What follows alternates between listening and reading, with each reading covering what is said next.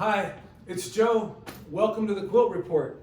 Well, today I just brought this quilt in to the studio. It's been over at my house. Excuse me, I just got it back. I made it about almost 20 years ago. At that time I had gotten a grant to have my own quilt museum in the Presidio here in San Francisco for 6 weeks one summer. Oh, it was a great time, high point of my life.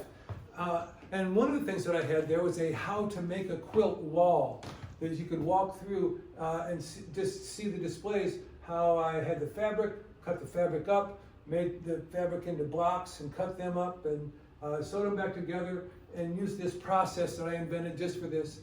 I had examples of everything, including the finished top, which was up on the wall with a quilt on like a quilt frame, and then there was the identical top in a frame on the floor where I sat and quilted the whole time and had invited people to quilt with me and showed people how to hand quilt.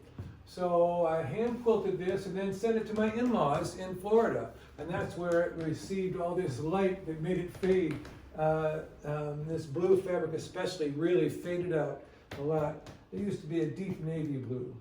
Anyway, I got a kick out of seeing it when it came back. The movers, when they packed stuff up out of my mother-in-law's house, they used this quilt as a packing blanket and wrapped it around the sewing machine, which was just irony after irony. I love that. And I got the quilt back to myself. So here it is at my studio. It's like a time capsule for me to see this, my old way of thinking about quilts, using all traditional aesthetic materials in my own personal ways. So it's nothing that I do anymore. I don't make so many blocks and borders. I do things a lot different, but I love seeing this. It's like a picture of, you know, your being at the prom or something like that. It's a different time. Now I work a lot differently.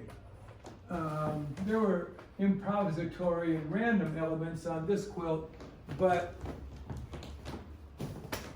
not nearly as improvisatory as I'm going to be on the next one. This is going to start out with a piece of fabric that my great friend Pat Pauley gave me, insisting that I cut it up, which I will. I'm going to cut this up, I guess. And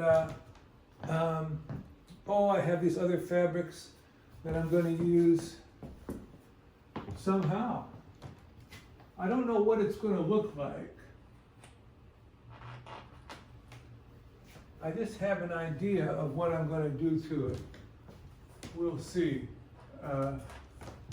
If I stick with the idea that I have right now, I want to do something to it.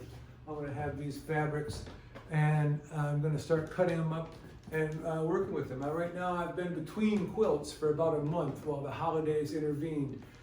And here I am in early 2022. I've got a lot of travel in front of me this month, but I'm going to be sewing every chance I can get on this.